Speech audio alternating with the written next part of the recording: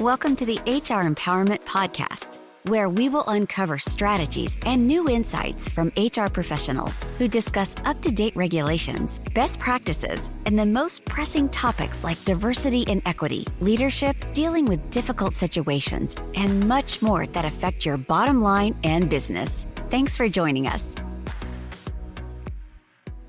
Hey everybody, Wendy Sellers here. Welcome back. We are here today to talk about employee engagement and that people need to feel understood before they can feel valued. Shocker, right? I am here today with an amazing expert in HR. We have Michelle Griffin, who is a PhD, PHR, SHRM CP, CEO and founder of Griffin Resources, and so much more. Welcome to the show, Michelle. Thank you so much for having me. I appreciate it. Yeah, absolutely. My goodness, you have so many credentials behind your name. You're also an IO psychologist, a speaker, fractional HR executive with a huge team that's out to save the world, right? One small company at a time. Hey, well, tell our listeners about yourself. Would love to. So I worked as an HR executive for almost 10 years before I started my company. And I know what it's like to be in the HR world. This does come as a labor of love. And I transitioned to what I thought would just be an independent contractor, but ended up growing the business and getting my PhD at the same time. And ultimately ended up kind of just building a firm and finding a niche that worked out well for different small to mid-sized businesses across different types of industries and different size companies. And so because we had such a wide variety of services and support that we could do, it really grew the company pretty big. So now my role is transitioned completely into entrepreneur. And that's kind of the main scope that I have as CEO of kind of guiding the company and kind of bigger picture. But also between my husband and I, we have about 6 companies. So I kind of help co-own and manage those as well. And then also I like to travel. So in my spare time, I work abroad. So I am often out gallivanting around the world. I have now been to 40 countries. Nice. And we are able to work while we travel. So we don't really take any time off. But we both are able to do that. So we're gone about 50% of the time I wouldn't say on vacation, but on traveling time and things like that too. So it's nice.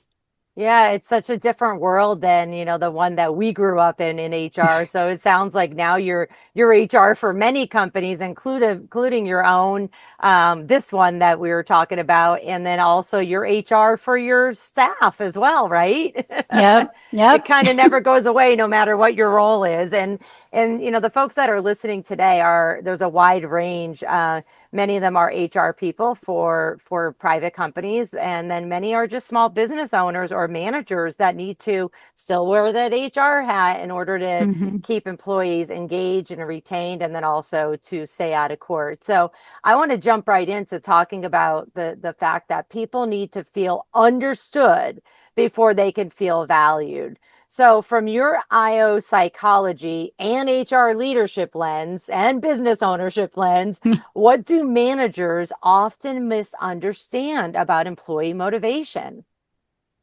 I think the biggest misconception is that motivation is something that you can do to a person, that you can instill that or uncover it. You can give bonuses. You can give them the title, the corner office, a pizza party. But it is much more deep than that.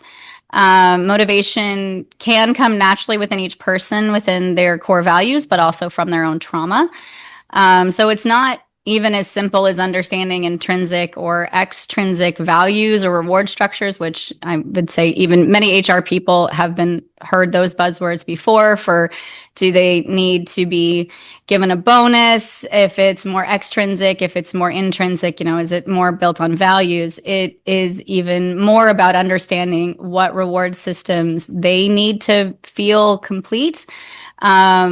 And if it is money, for example, that needs to be seen as a reward for being competent in their role and not a bribe, because that's going to be the complete opposite of the outcome you want. The work needs to align with their personal values. It needs to come from a place of being rewarded and not a fear of punishment. So carrot versus stick, as we often hear about.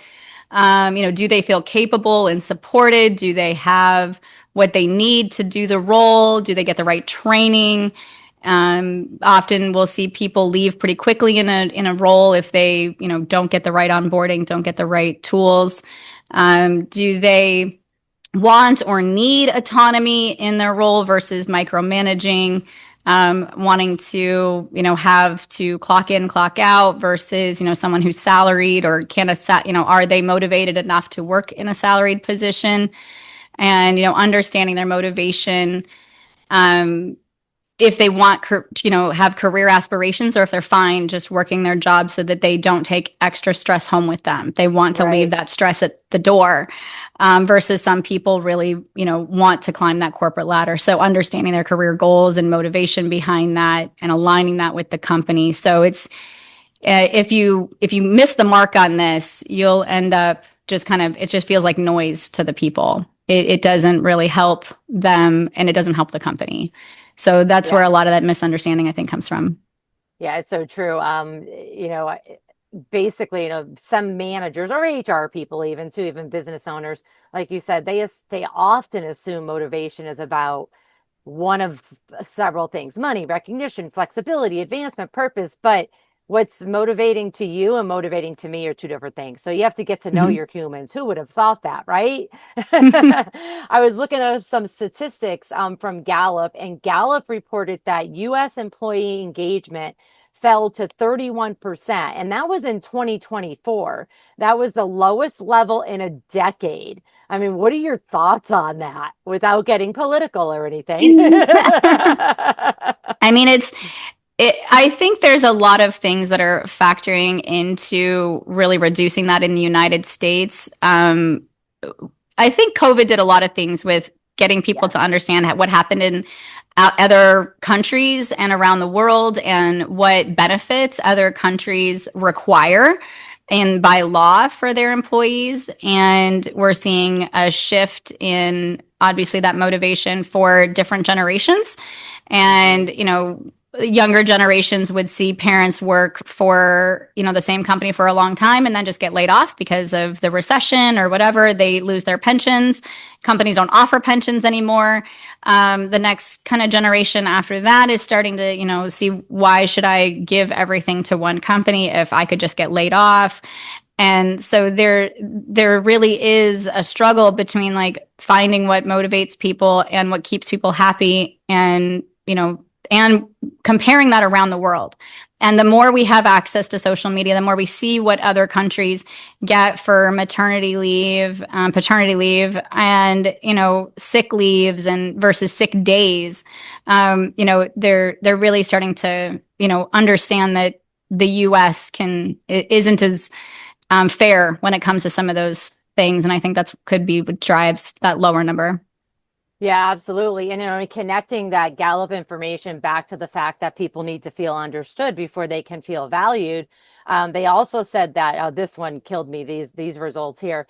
Gallup found that only 39% of employees strongly agree that someone at their work cares about them as a person. Oh, man, that's rough. Hey, you care about me? Yes, go home, take care of your child. We'll figure out the schedule. Or, you don't come in, you're going to lose your job. Well, that's not going to motivate the employee to go above and beyond and do what they can. They might come back, right? They might come back and do their job so they can get a paycheck while they're looking for another job. Correct? Exactly. And, or even if, there's kind of a punishment for something that the employee had no control over. Right. And that will they're like, well, I don't feel valued. What happened? That's not fair to me. And, and if the company can't explain it or doesn't explain it, let's say, for example, a company loses one of their bigger clients and has a, huge, financial shift, or obviously the economy changes or tariffs or whatever, hugely impacts the company. But then all of a sudden, they're not paying bonuses, there's hiring freezes. And so they're like, well, we're going to give you more work, but we can't pay you more. And, that's where people are like, I'm going to only do the quiet quitting kind of thing. I'm going to only do what I was hired to do. I'm only going to do what's in my job description. I'm not going to go above and beyond. I'm not going to help out my team members. And they don't really, you lose, whatever culture you were trying to create and whatever stability there could have been. And not, you have to be able to explain that to the 100%. employees. And that actually leads me to my next question. How can managers, regardless of the business size, identify what actually motivates each employee without turning it into a personality test or a guessing game or a once a year engagement survey? And you kind of touched on this earlier. Shocking answer: talk to them. Talk to them, and so talk with them, not at them. At them. Actually listen. Yeah, definitely build rapport with the employees. Like, you should have regular one-on-ones. You should know what their career goals are. You should understand what's going on in their lives. You should know any kind of hardships that are happening with, whatever kind of relationship you should have, and understand, like, if someone, is working through a situation where a family member might be sick, like, kind of like what you touched on, if you just say, well, I don't care that you needed to be at the hospital to support your spouse or whatever, like, why weren't you working? And, you have to understand their, where they're coming from and give them the space to be a human.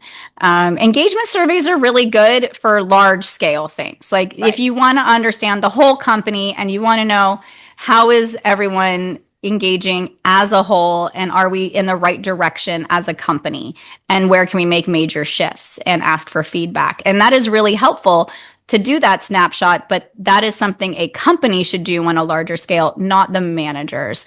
Managers really should be working on building that one-on-one rapport. And, I always say that managers should never be surprised by the career goals of an employee, and wait until like the annual review to talk about, here's your feedback for the whole 12 months you were here, and we're going to talk about the next year.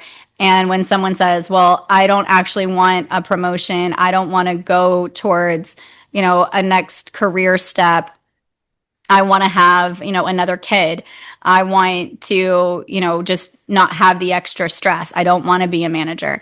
And I remember when I was an HR executive, when I was much younger, and I was so driven in my career, it was baffling to me to meet someone whose goal was to be she worked in accounting, and she loved her job in accounting, and she was very good at it. And I wanted her to train other people and be like a team lead. And she was like, absolutely not. That sounds horrible. I was like, but I don't understand. Like, we'll pay you more. She's like, I don't care. Yeah. Like, I don't want to do it. I want to come in, do my job, do my accounting, and leave. And so that I really gained a lot of respect for someone that really put their foot down and was like, I know what I want, I know what I'm worth, I'm happy where I'm at. And she was, she was older, she just didn't want the stress. She's like, I've lived my career, and I'm happy where I'm at. So you really have to also, if it's different than your own, or different than your expectations for that person, you really have to respect them in that too. Right. And managers often miss this because they maybe solely focus on performance or performance issues instead of, motivation patterns. And if you were forcing that person in accounting to, take a management job, you would have lost them. Right? You would have lost the person who was so happy to be there and do the job and do it well. And you would have lost overall, because you would have missed out on a manager because you forced her into the role, and then out the door she would have went. I'm really big into reading statistics just to make sure I don't think I'm making things up or losing my mind. But McKinsey and Company found that a major disconnect between why employers think employees leave and why employees say they leave. The top reasons employees cited for quitting were not feeling valued by their organization, that was a 54%, not feeling valued by their manager, which is 52%, and not feeling a sense of belonging at work, 51%. So that's a, majority percentage, both by the manager and the company as a whole. And then just the fact that they didn't feel like they belonged. What are your thoughts on that? I mean, I'm not surprised to hear that. I knew about the idea of people not feeling valued, not feeling heard. There's kind of some new talk about a loneliness epidemic. And I think a lot of that stems from their coming out of COVID and the lockdown and things like that, and then people being forced to come back to work when they don't want to. Some people, wanting to work from home or a hybrid. And if they're being forced to work in an environment because of, collecting a paycheck or the type of job that they're in or whatever it might be, it doesn't align with how they want to interact at work. I think that can contribute to being a problem. And there's still, I think, the situation of being able to make work friends without, crossing any lines, finding time to work through, I would say, any kind of work conflict and come out of that with, friends and friendships. I don't know how much we're really helping people and employees to have constructive conversations and critical thinking when it comes to if you have a workplace argument. If you don't get along with people in the workplace, obviously bullying, we're seeing a lot of online bullying and things like that too. So there's issues, I think, when it comes to if someone is working remotely versus working in an office, knowing how to make friends, knowing how to keep personal boundaries and work boundaries and things like that. I think all of that has shifted. And I don't know how much training we're actually seeing with people.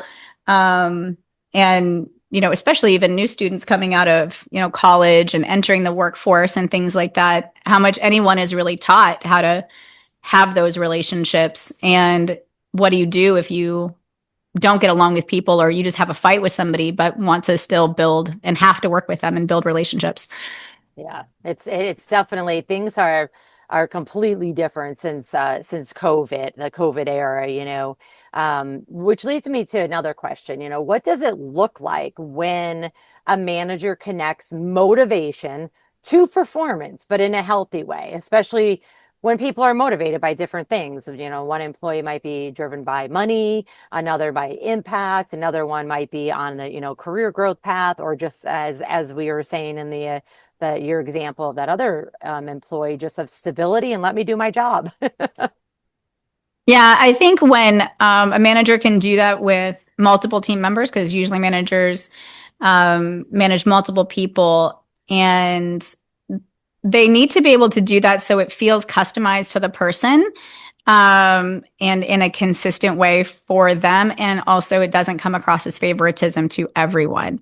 So there's some easy ways for managers to do that. But definitely, obviously, the one-on-ones, they need to connect with people. They need to talk with them. They need to support them and make time for them. They need to slow down and really focus and make time for that.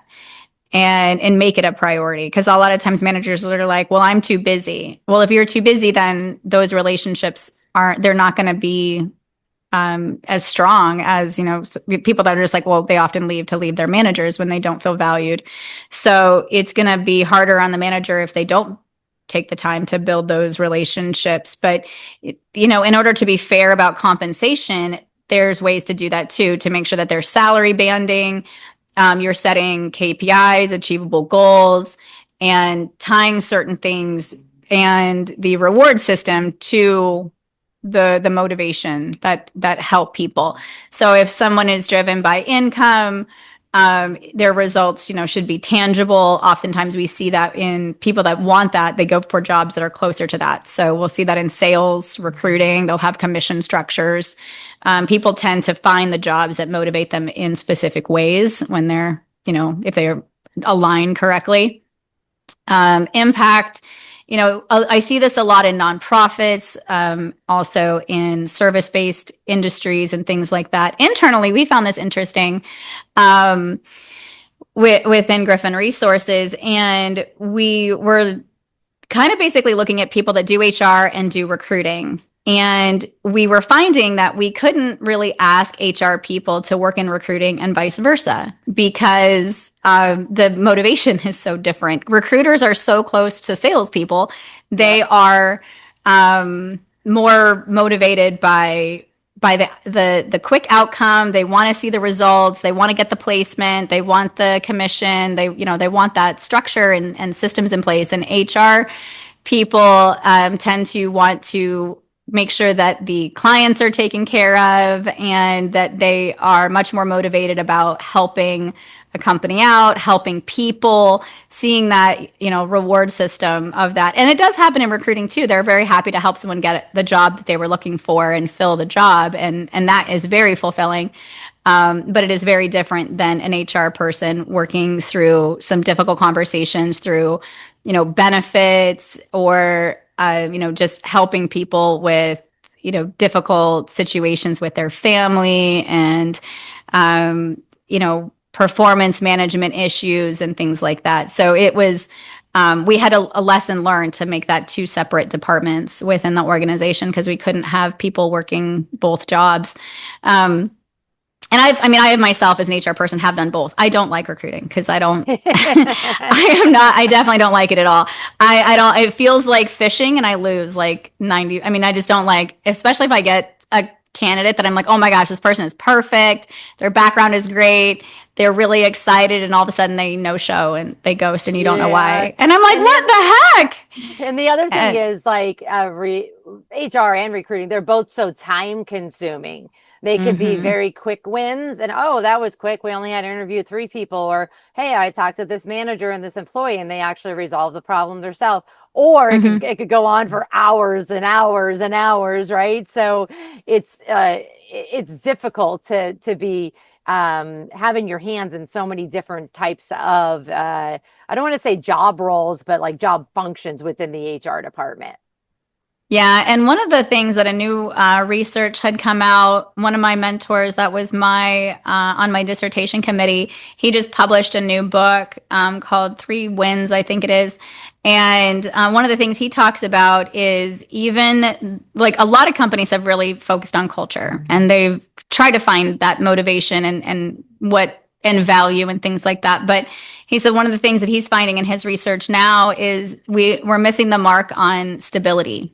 And how important it is to create a stable environment, SOPs, documenting what is expected of a person, and tying performance and to consistent execution and things like that, and giving someone stability and processes and procedures. And I think that helps take the guesswork, I think, out of that expectation. He also saw a lot in his research about, the turnover from people not feeling heard and not feeling valued, but also if there is not a stable environment, it is just as much of a killer. So I thought that was interesting. Yeah, absolutely. I mean, geez, that's a whole other podcast that we can go on for hours about. I wanted to go back to, you were talking about, like the one-on-ones and making sure that employees or managers are getting to know their employees' motivations through one-on-ones. And what I often find, and you've probably heard me say this a million times or seen it on my LinkedIn, is, I just think that once a year reviews are too little too late. And so these one-on-ones that let's just start, easy and do quarterly, the scheduled quarterly one-on-ones where we could talk about performance and motivation.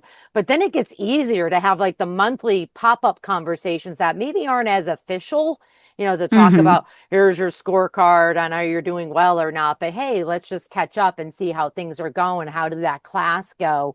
What are your thoughts on that? I mean, I just feel like so many of the reviews are too little too late, and then we're rushing through them.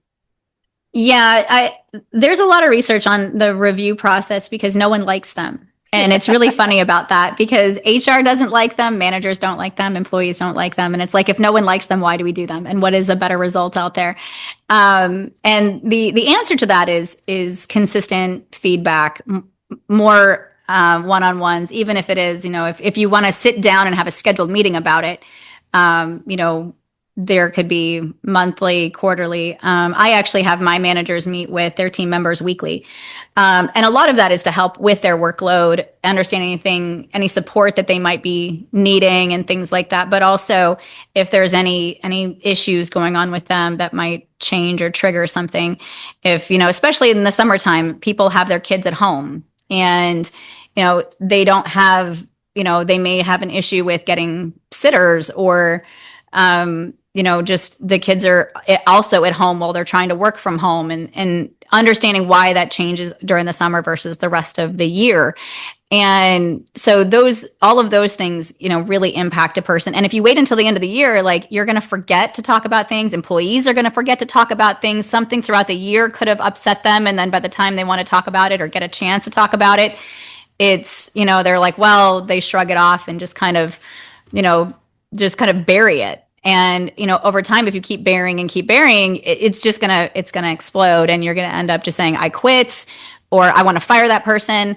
And it never really works out. And so having consistent feedback, it's also, I kind of say, this is not like people are equated to puppies, but it's the same kind of concept where if you have, a puppy that just kind of has an accident on the floor, if you wait until next year and be like, that's definitely not good. And I'm going to make you go outside. So, it's like you do things immediately. And there's a reason for that. Like there's behavior tied to the change in behavior. If you want to change behavior, if you are unhappy about a person's performance or, that they consistently do something incorrectly and you try to bring it to their attention, it doesn't change. Like you need to figure out a way to make sure, you are seeing the changes, you create a new process, you figure out like what are you not understanding about this or whatever it might be, but you have to address it in live time or as quickly as possible. And I feel like that is some of the issues that, managers like don't address things quick enough. And then all of a sudden, they just want to fire somebody, but they haven't documented what's been happening. And then they put the company in, what could be an issue or legal situations because they're like, I've tried to tell them and I'm like, well, when did you talk to them?